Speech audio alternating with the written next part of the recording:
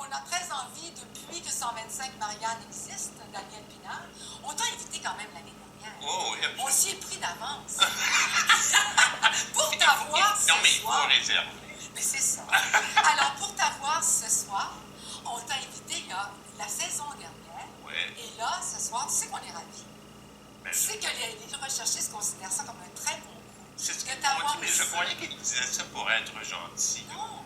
Ben, Non, ils ont dit ça pour vrai. Oui, Oui, oui. Est-ce que tu tweets, toi? pas du tout. Pas du tout? Non. Je suis un incompétent de l'ordinateur. Je réussis à écrire dessus, mais encore. Et alors, parfois, je me dis, mais comment est-ce qu'on fait pour séparer les pages? Et alors, non. Tu sais, moi, je suis né alors que la télévision n'existait même pas. Et alors, j'écoutais ma mère qui faisait de la radio à Radio-Canada à l'époque. Et il y avait un œil vert comme ça dans l'appareil radio qui était une grosse boîte de bois. Et alors, quand elle parlait, ça chut. Et alors, je me disais, mais c'est elle qui fait ça. Ta mère faisait de la radio, toi? Ouais. Ton père était en politique? Ouais. Ta mère faisait de la radio? Oui. Au début, et mon père a fini par lui dire que ça suffisait qu'une femme, c'est à la maison et ça s'occupe des enfants. Puis elle écoutait ça, puis elle rentrait à la Ce maison. que je trouvais effrayant. Ça a ruiné sa vie. Cela étant dit, c'était comme ça à l'époque. Ouais. Mais il y a des femmes quand même qui, à la même époque, refusaient d'obéir au mari. Moi, j'ai toujours dit T'aurais à ma souhaité mère... que ta mère le fasse? Oui. Oui. Oui. Parce que ça n'a aucun sens. À la maison, mais là, mais... En tout cas. Est-ce que, Daniel, on t'a pas vu depuis... Attends, la dernière... T'as fait quelques entrevues à la télévision, mais pas tellement. La dernière émission, ça date de 2009. La dernière émission de Daniel Pinard. Je sais pas. Tu sais pas? Ben, j'ai un sens... Pourquoi t'as arrêté? Parce que ça suffisait. Tu l'as senti? C'est qu'à un moment donné, je voulais faire autre chose et je n'ai pas réussi à le faire. J'essaye encore. C'est-à-dire qu'il me semblait qu'il y avait des choses extrêmement importantes dont on ne parlait jamais. Et alors, je me suis dit, je vais essayer de le faire. Et depuis ce temps-là, j'essaie de le faire, mais sans y parvenir parce que il y a une espèce de mur. En tout cas, ça me semble énorme, qui fait que ben, je ne le fais pas. Mais j'essaie d'écrire. Ouais. Et tes journées, qu'est-ce que c'est? Qu'est-ce que c'est ton temps, là? Comment il se vit ton Moi, temps? je me lève vers 4h30, 5h. J'écoute Paul Arcand dès 5h30. Paul, moi j'adore Paul. Et alors, Paul me sert de musique en ambiance, c'est-à-dire qu'il y a des moments, c'est comme la radio. Hein. Alors, il y a des moments où j'écoute et il y a des moments où j'écoute moins. Et là, je me mets à lire et je me mets à écrire. Et ça dure comme ça jusqu'au temps où mon fiston, j'ai adopté un enfant africain et je lui sers, je lui fais de la bouffe à tous les soirs. Mais c'est un adulte qui a 38 ans. Oui. Il se fait pas manger lui-même. Mais non, mais quand t'as Daniel Pinard à la maison, je comprends. La Daniel, réponse pardonne-moi. Non, mais tu sais qu'il écoute ça ce soir. Il voulait venir ici, je lui dis, écoute, arrête. Ben là, non, il ne se fait pas manger lui-même. Ce qui est pour moi un drame infini. Je lui dis, pourrais-tu m'inviter une fois dans ta vie à bouffer chez toi? Mais il va servir ma bouffe. Est-ce que bon, t'as pris ta retraite. Toi, tu considères que tu es à l'âge de la retraite. Parce que tout à l'heure, Michel Drucker va se joindre à nous. Vous avez tous les deux le même âge. Lui, il est toujours à la télévision, très présent avec des projets. Toi, tu as décidé que tu voulais quoi prendre, te mettre en retraite, faire autre chose. C'est parce que je trouve, Christiane, que la télé, ou en tout cas la télé que je connais, évolue relativement mal, sauf ici. Et je ne dis pas ça parce que je suis ici, là, mais c'est vrai. Là. Il y a à Radio-Canada, en tout cas, non pas un esprit de censure, mais un esprit de contrôle tel qu'on me demandait par exemple, quelques semaines d'avance, qu'est-ce que vous allez faire la semaine de machin à la QP. Je ne le sais même pas une heure avant. Je le sais quand on est en onde. Alors, je ne peux pas vous répondre, d'une part, et d'autre part, je ne veux pas vous répondre. Et je ne veux pas vous dire ce que je vais dire. Et alors, à un moment donné, je me suis dit, ça suffit. La vie est trop courte pour qu'on vive sans. Je ne suis pas dans un gynécée. Est-ce que ça t'a donné la possibilité d'être indépendante? Je pense pas que tu aies accumulé une fortune, Ben Mais, là, ça serait est-ce non. que, non, as-tu accumulé Oui. une fortune? Ben, peut-être pas une fortune, mais oui. Ça t'a donné la liberté? Oui. Oui. Ben écoute, on a vendu. Non, mais c'est merveilleux, je suis contente pour On toi. a vendu ce bouquet de 100 000, 110 000 à peu près, et de l'autre 80 000. Alors, on fait le calcul. Ouais. Donc, c'est ça qui fait que tu as pu choisir. Tu n'aurais jamais pensé ça, toi, si on t'avait dit ça à Mais l'époque moi, où c'est tu Suzanne étais... Lévesque qui m'a fait faire ce vraiment. Chère Suzanne. Alors, Suzanne voulait que je fasse un show à la radio avec elle. Qui était un show, elle me dit, écoute, tu parles quelques langues étrangères, est-ce que tu pourrais faire les magazines étrangers européens? Je lui dis non, mais je lui dis en blague, puisqu'on ne parle que de bouffe, invite-moi, on va parler de bouffe. Oui, ça a commencé comme ça. Mais c'était une blague. Oui. Ça a commencé comme ça. Mais les gens ne se souviennent plus que tu étais... Beaucoup de gens, en tout cas, se souviennent plus que tu as été un journaliste. Tu as été un vrai journaliste pur et dur, toi. Oui. Et bien, j'ai continué à... Quand je faisais la bouffe, je faisais quand même de la critique sociale. Je faisais... Écoute, j'essayais de comprendre quel est le problème l'agriculture québécoise, qu'est-ce que c'est? Est-ce qu'on peut montrer quelque chose et tout? Et je me suis très intéressé. D'ailleurs, je continue à être extrêmement intéressé à cette question-là.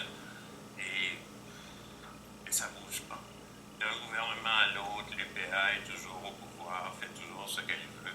Et ce qu'elle veut, c'est ce que les Américains font. Et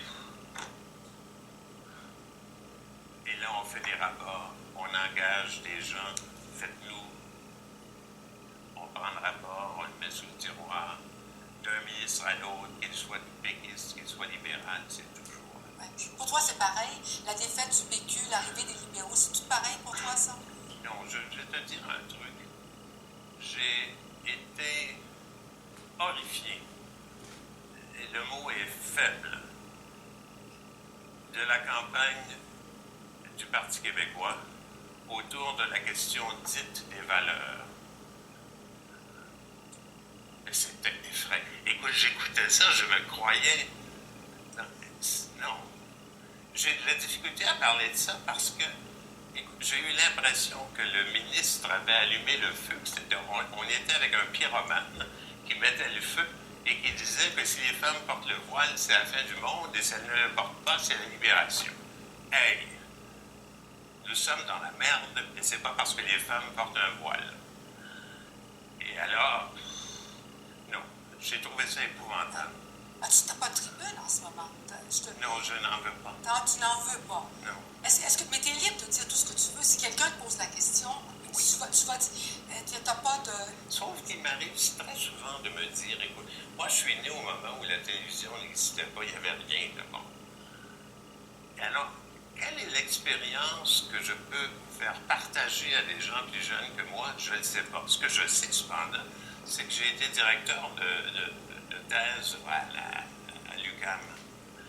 Et j'avais des enfants, entre guillemets, qui en savaient 100 fois plus que moi.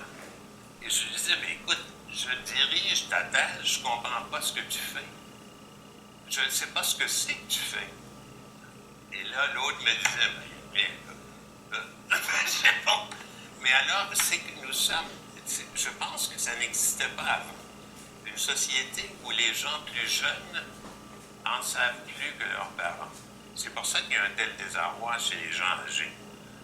Qu'est-ce que tu veux que les gens âgés disent aux jeunes alors qu'ils ne comprennent strictement, comme moi, strictement rien? À cause de l'entrée dans le monde virtuel.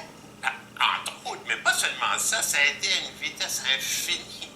Tout a changé à une vitesse telle que je ne peux pas dire à un jeune, moi, mon expérience me permet de te dire que, oublie ça.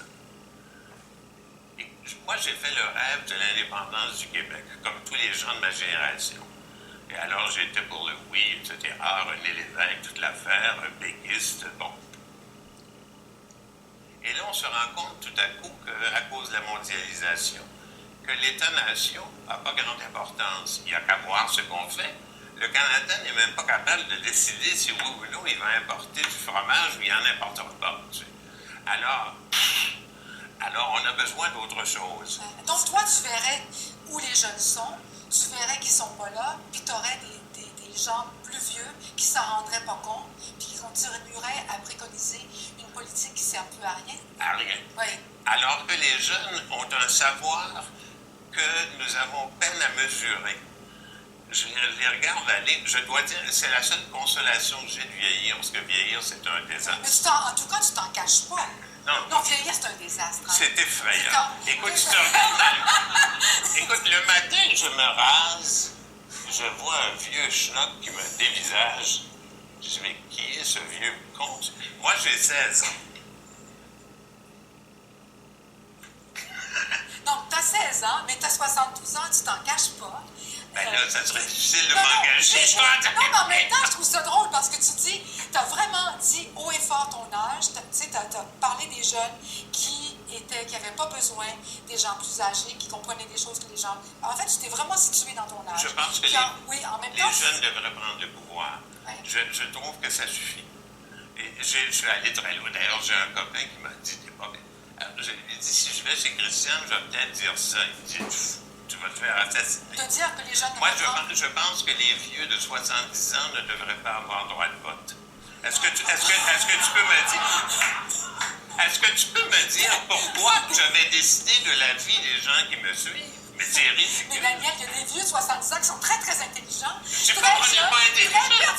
Je dis que je n'ai pas le droit de décider de la vie des gens qui me suivent. Ça n'a aucun sens. À quel âge, selon toi? Tu sais, il y a un âge dans la vie où on est dans l'âge. Tu sais, on ne voit pas qu'on a l'âge. Tu vas au cinéma, c'est cet âge-là. Tu fais des choses, c'est cet âge-là. Tu sais, il y a l'âge de l'âge. Oui. Tu l'as vécu, cet âge-là aussi. C'est quoi cet âge-là? À peu près. Si quelqu'un dans l'auditoire a compris la question, pourriez-vous pistonner quelque part? Je n'en sais rien. Non, mais c'est parce que ça, c'est une question que je me suis fait fort pendant des années de dire que je me réjouissais de vieillir. Et c'est pas vrai. Je ne me réjouis pas de vieillir du tout. Absolument pas. Je me dis qu'il est bien malheureux que quelqu'un qui a fini par comprendre un peu quelque chose